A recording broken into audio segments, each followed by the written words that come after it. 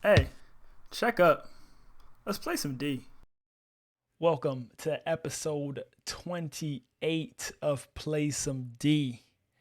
And as I always like to present the host, it's me, Coach D. And episode 28 is another dandy that I am excited about. We got the biggest show on television. Of course, I got to talk about it. I kind of held off on this. I've held off on recording this episode because of the movie I want to talk about today and the TV show I'm going to talk about today. So, obviously, we're talking about Squid Game today. The Squiddy, I call it. So, I have to finish that up, get that in here, and to play some D. We're going to be talking about Let There Be Carnage, my favorite Marvel character. That's really the only reason I'm reviewing it. It's really talking about it. That's the only reason I'm reviewing it, actually. But yeah, I love Carnage. Always loved Carnage. Also talk about misinformation. YouTube's got a misinformation ban going on about the vaccine and whatnot. And lastly, I'll be talking about Facebook. Of course, we'll be talking about Facebook's outage. I think that's just blew my mind when that happened, and just it's just super interesting. So yeah, this is 28. So as always, if you don't mind, you could drop a like, hit that big red sub button, turn on those post notifications, and I'm gonna get right into this jammer. And oh, that's not what I wanted to do there. Technical difficulties. I still got the overtime of Ben Simmons from episode who knows way back down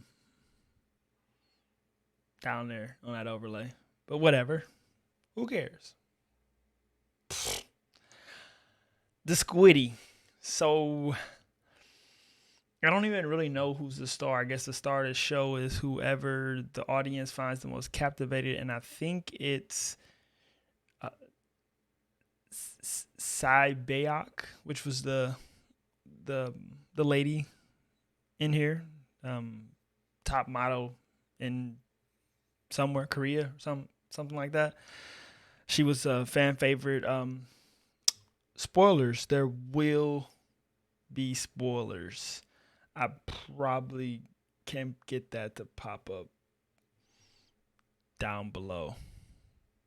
It might pop up, it might not. I'm not totally sure. Well, you'll find out. But it is definitely spoilers. So the show is 9 episodes, I'm pretty sure. We got 9 of them things. 9 episodes. And first thing I would like to get out the way about Squid Game is that it is overrated for sure. And that may be an unfair statement, but just the hype of it is not what you get watching it. Solid, entertaining, fun to watch, different, Easter eggs, mystery stuff, cool stuff, and it's good. I think it's a good watch, but it's not the best thing since sliced bread. I wouldn't really even call it a classic, but it's interesting and entertaining, and it'll probably be spoiler more seasons. But I think of all things, I think the brutality of it, the savageness, the unpredictability, I guess you can say, and I think it's just the ruthlessness of the show. I think really captivates people. It's 456 people buy for a huge prize playing kids games, and you either win or you die. And I always found it interesting throughout the show. The episodes, the players talked about getting the cash together after the first game of the awesome, amazing red light, green light, which really turns the show on because it starts off a little slow, but you got character development. We all know that. We all been watching. For most of us, we all watch TV. We know what it's about. Got to develop characters. So it starts off a little slow, and then boom, they're there in red light, green light, and these kids are messing around, and then boom, like, oh man, stop playing, and people are just dropping, and I thought that was just so good. It was really, really good. But then it slows back down and picks back up. But all that stuff is leading you in to the characters, to the games, and giving you what the show is. So it's all a part of the development of the show. It's part of the process.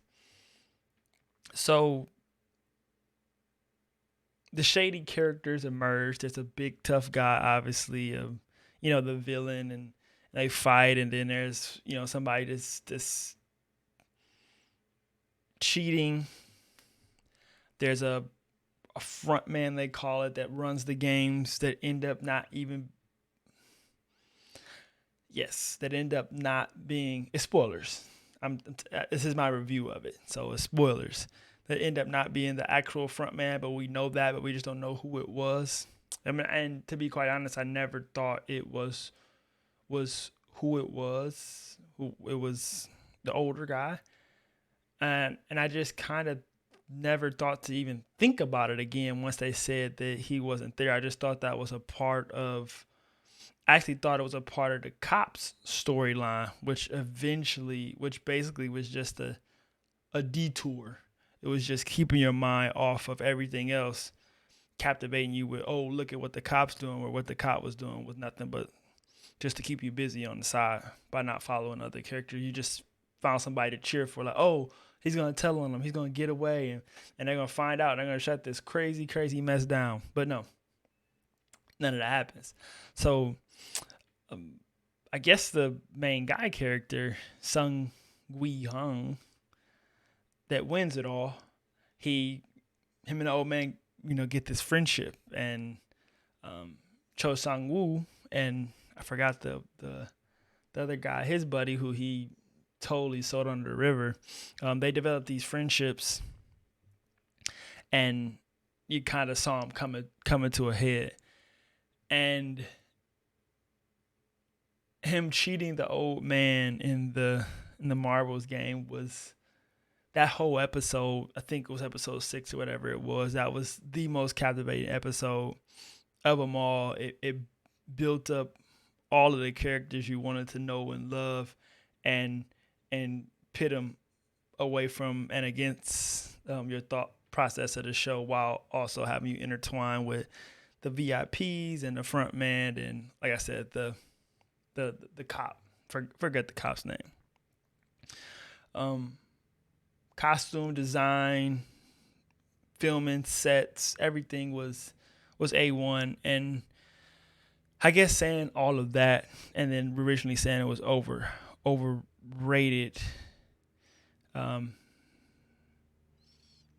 it's slightly overrated, slightly overhyped. I guess that's fair. It is a good show. It's a good show. It would have been cooler to see the girl get a fighting chance. The glass exploding at the end, I thought, was super, super duper excessive. It would have been cool to see the girl have a fighting chance in Squid Game, and I don't know how Squid Games, that they started off by showing it with a bunch of different people, but I don't really know how it works with a bunch of different people. But it would have been cool to see her kind of get, I don't know, the end Squid Game wasn't what it was all cracked up to be, especially with the idea of them having knives and being able to fight each other and bite each other. I thought that was just excessive. Let the winner, strength, stamina, the best man, best person win. So I didn't like the end as well, but the real end was where it all came with Sung Wee Hung and his Gambu. He gets the card again. He meets him, and it wraps it all up into a tight little bow. And then with success like this, you have to write something or put something in place to see a season two. But a season two will be good, or whatever. Season two will be acceptable. Obviously, the games have been going on for a while, so they've been riding them for a while. So a whole new cast and crew of people will still be dope, and I think they could switch it up and throw some. Like, I'm sure that director for sure has more tricks up his sleeve. It's interesting that I found out today that it was originally supposed to be called Round 6 for the amount of rounds they go through, which is just they say basics, keep it sweet and simple, but no, Squid Game is so catchy, and it makes you be like, what? Okay, I kind of want to see what that's talking about. So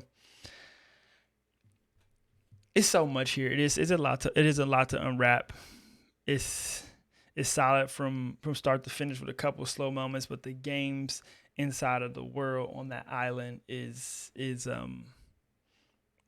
good, and the episodes aren't too long. Some episodes do cut at like that 50-minute mark, and I think a few might be a little bit shorter, so it doesn't drag you in and doesn't really make you feel like you have to watch the next episode.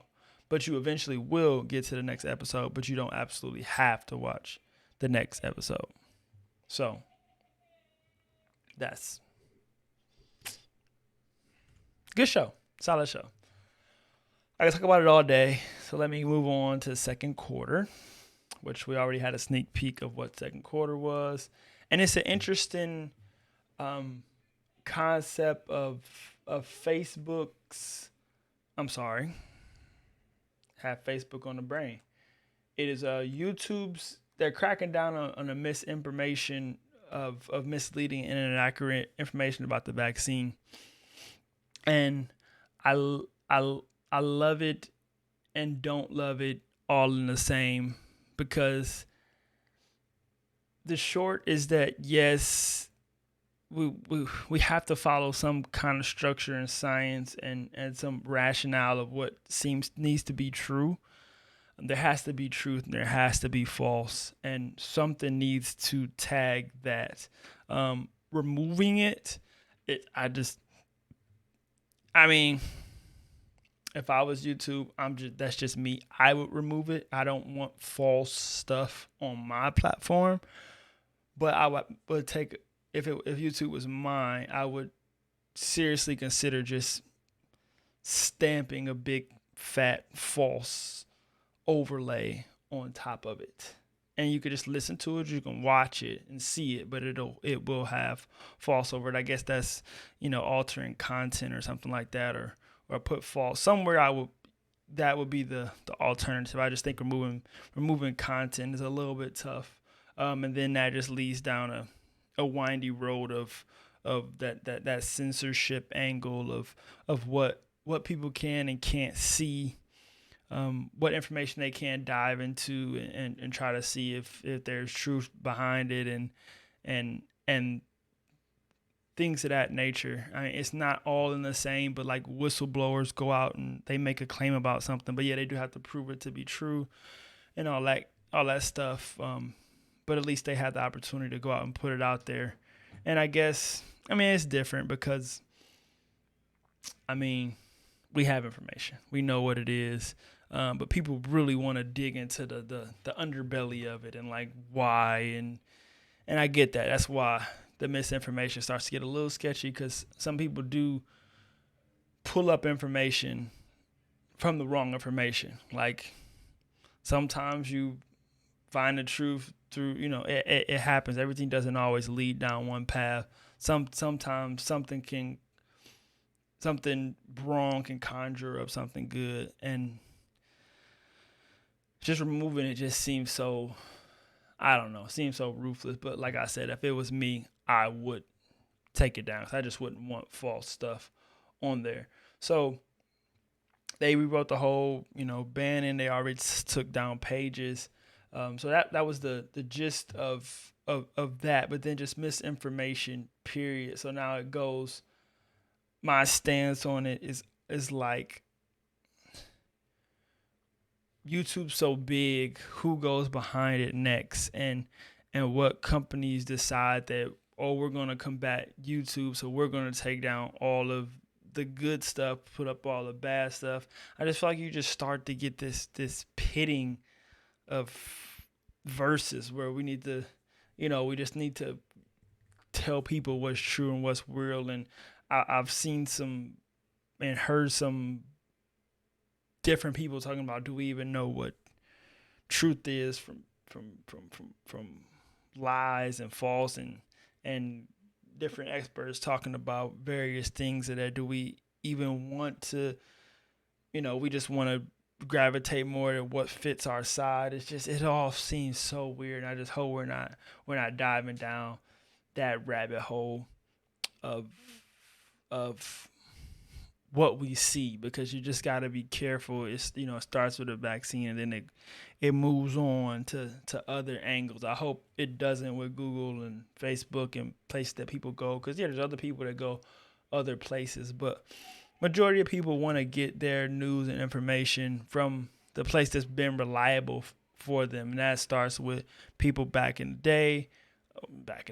That starts with when the news and TV first started to now. So, it's just people want to be comfortable where they get their news from, and go into other places that may just give you wrong stuff, or YouTube's giving you, you got the misinformation, but then you could in the same whatever recommendation, you'll see the CDC's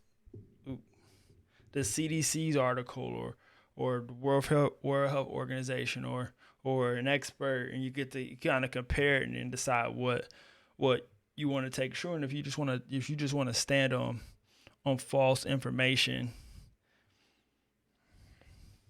I don't know. It's just, I just want to speak on that, because I just don't know where this leads. I don't know what avenue, YouTube being so big, and Facebook and things of that nature. Hopefully it just stays with the vaccines. The vaccine is important. We do have science around it. It does work. Things do happen, but overall it's good, and all the bad shouldn't be harped on. And it really, as much as the good, good stuff should be congratulated, but it's really not bad. That what we've gotten so far isn't bad. So, it shouldn't be a million YouTube videos about how bad the vaccine is, because it's just not the case. So I can see why YouTube's gotten upset and a little peed off, and like, well, they're coming down, buddy. All right. It's a lot there. And I said I'm just confused with how they regulate the content. So we'll see how it goes. I could do a little dance for halftime, because my halftime show be sorry. It be sucking. So I could do a little rap song, sing something like, no. Nah. We about to do this third quarter, which is what had on the brain, which is that Facebook outage. Facebook outage. So it's down for Mark Zucker, 11:40 to 6:30, 11:40 a.m. Eastern to 6:30. They said there was configuration changes on the backbone of routers, network traffic, data center, blocking their ability to communicate. So now I've cascaded network failures. Believable. Don't know what happened, don't care. But what I was more so concerned about was that every time I see Facebook down, Twitter down, Instagram down, TikTok down, something down, I'm like, good. Go somewhere else to entertain yourself. Go somewhere else to find out what you were going to Facebook to find out about. Call your friend, call your mom, talk to somebody in real life, not on the internet. That's what I always think about. So it's just like whatever. And then all of a sudden, boom, boom, boom, boom, boom. How does this affect people in real life? And it's like, oh, wait, people have livelihoods. They sell stuff on Facebook. Um, WhatsApp is a communication structure for people. People sell stuff on Instagram. Um, you lose a day's work, which is a big deal. Losing a day's work could be a big deal for some people. It could matter a whole lot. And just realizing that's just how big Facebook is, right? When you think about things and Facebook needs to be regulated and all these different things that Facebook needs to do, but there are people that rely on Facebook, not only just for simple stuff like sending out a silly post or meme or saying hi to great auntie. It's real people doing real things on Facebook, Instagram, and all these apps. So it's interesting to see those outages and not take that into account. And I never did until I started listening. And that's what's important. You listen to people, you get that real information. Just like I mentioned with the misinformation, you get that real information about. You could have like, oh, Facebook's outage was because they were setting up secret servers in Iceland to backtrack information here to do that. That's the silly stuff when you actually have factual information to say Facebook was out and this how many people was affected by it. And I think that's the real conversation to be had, not just making up stuff for the why there was an outage. I think that's so goofy to think about. I think the truth does eventually come out on like big mega things. Some secrets do slide and hold forever, but that's neither here nor there. But it's just the idea that Facebook matters that much.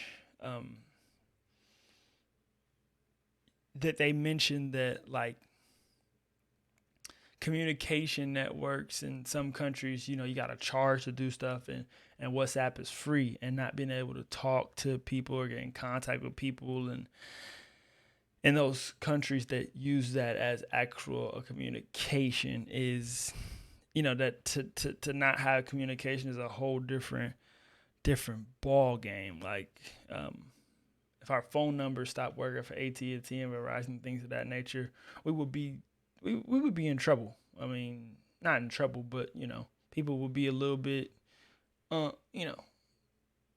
uneasy about the day and when my phone gonna start working and calling in, I don't even know. I mean, I hear like Facebook's customer support, but I mean, it's all over the internet that they're down, so you're not calling them and asking them when it's back up, even if you do have a number. But imagine if AT&T, Verizon, T-Mobile, and whatever, and you're ringing them, when my phone will get back up. That would be pretty, as I said, uneasy. So Facebook staying up, all these big companies staying up is super duper important. But then it's also super duper important to have those back channels now to know. Just like natural disasters happen, things like that nature, you got to have a plan for when the possibility of internet goes out. Your internet service, or even just say your internet service provider goes out. I mean, that would be the same concept if you got Spectrum Internet or Frontier or whoever, and that goes out for an extended period of time. You got to know, the routines of what you need to do. So it was definitely eye opening. I was giggling, waking up, seeing as I think I woke up to the news. I want to say, yeah, it was. Yeah, so I would have woke up straight into it, and I got to the gym and didn't think nothing of it. I was just kind of giggling, like, yeah, people can just relax, like, chill out. You don't need Facebook and Instagram for the day. I wasn't even thinking about WhatsApp. But yeah, I definitely got schooled on it, and it was cool to find out all that stuff. I think it was some more goodies in here. Some business lost nearly a day's of work. The explanation suggests that problem arose between Facebook and the Border Gateway Patrol. Yeah, BGP. When companies can use the gateway protocol, is that if their online domains simply don't exist. Many organizations saw network disruption and slowness thanks to billions of devices constantly asking for current coordinations of Facebook. Okay, so yeah, so all the devices all over the World Wide Web were trying to talk to Facebook, Instagram, WhatsApp, and it was bouncing them back, so it was causing some slowness. So yeah, all that could be validated.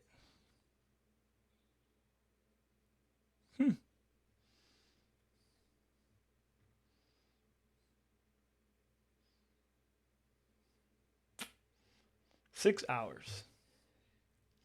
6 hours. And no Mark Zuckerberg. Big Zucky. All right. Fourth quarter. Guys got that little italics on it because my boy Carnage or my boy Woody was popping. Venom 2, Let There Be Carnage. It was simply that. It was Carnage. Quick movie, which I totally appreciate. Now, there's just going to be people that just want more and things of that nature, but this, hour and 30 minutes, you just simply can't draw these movies out. And I hate when they do, because it's simple as, what's the story? We know Carnage and Venom are going to fight. How does Carnage become? And then from there, it's whatever you want to throw in there. I mean, really, it could have been, 30, 40 minutes or hour, 2 hours of them just destroying the city. It's just not much in between there. You want to see the cool effects of Carnage, which you did. The cool effects of Venom, which you did. You get your jokes, which you did. You get no love. You get a love story. There's the Venom and there's the Venom and Hardy love story. The Venom and what's his name? What's his name in there?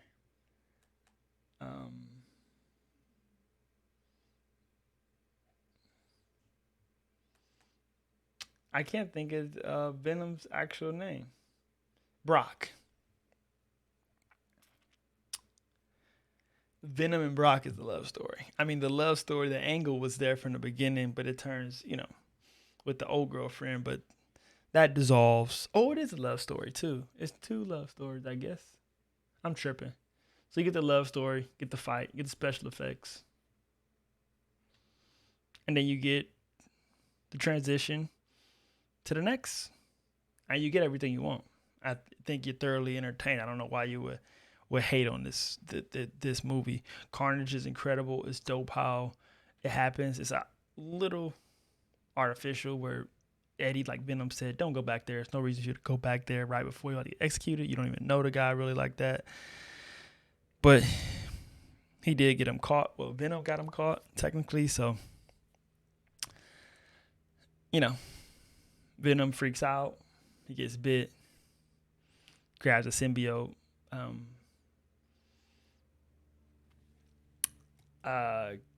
His name is Cletus Cassidy is his name, which is Carnage's host. And he has a girl that he wants to get out, so that's their love story. She's a screamer, so that messes up the symbiote's bond, which is another cool angle. And it just, they give you a couple different ways of how it goes. The ending credits were dope. How they jump into the multiverse, and then the cop, which follows the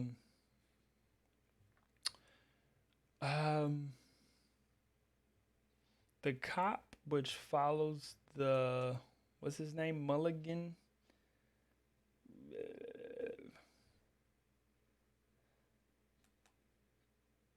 I think it's Mulligan. I think he's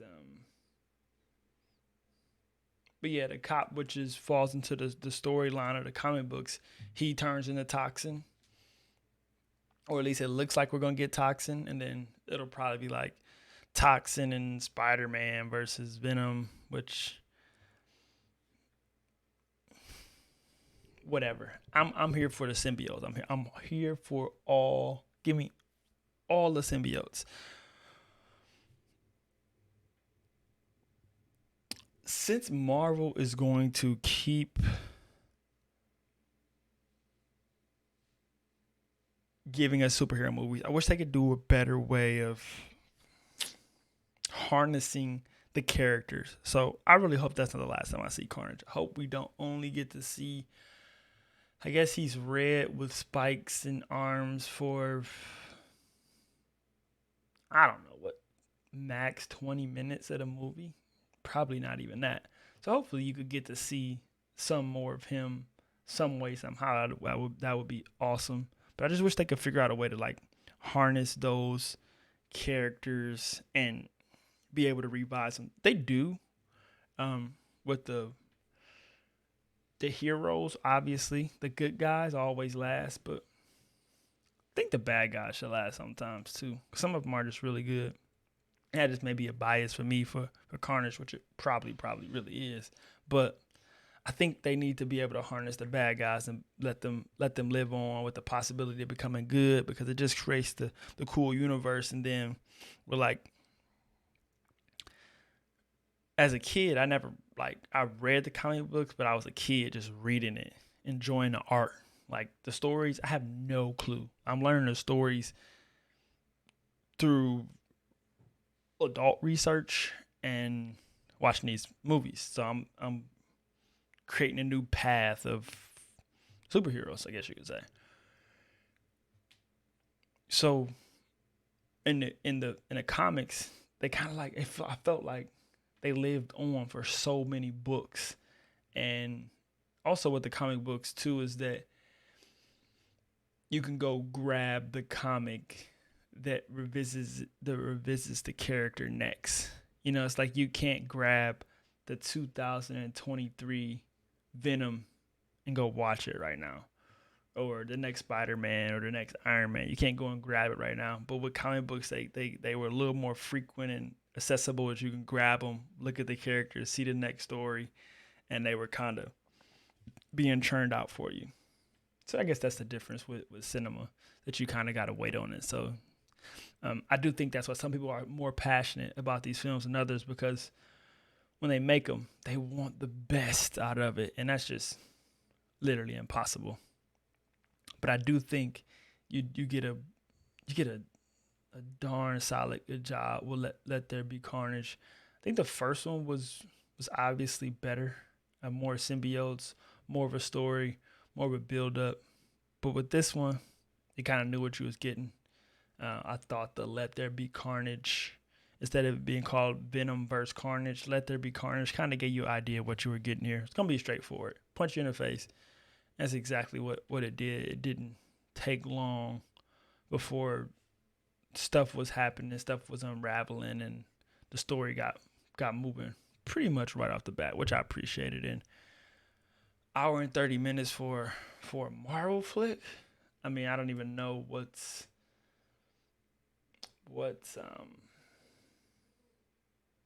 shortest. Let's see if we can get shortest Marvel movie. Shortest.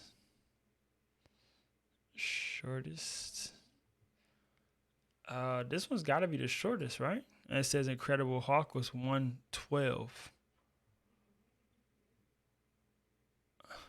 But this has got to be Tom Hardy's Venom 2 will be the shortest Marvel movie ever. 90-minute runtime. I be knowing.